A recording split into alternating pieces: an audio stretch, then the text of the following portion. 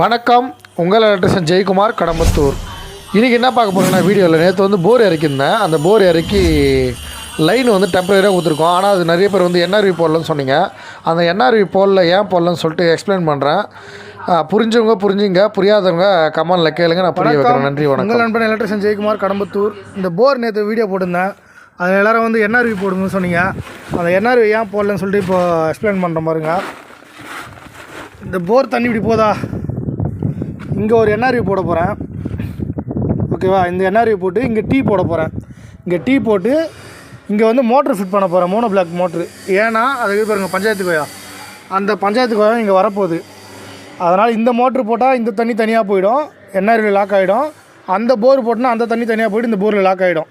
ரெண்டுமே என்ஆர்வி போட போகிறேன். போட்டு நான் வீடியோ போடுறேன்.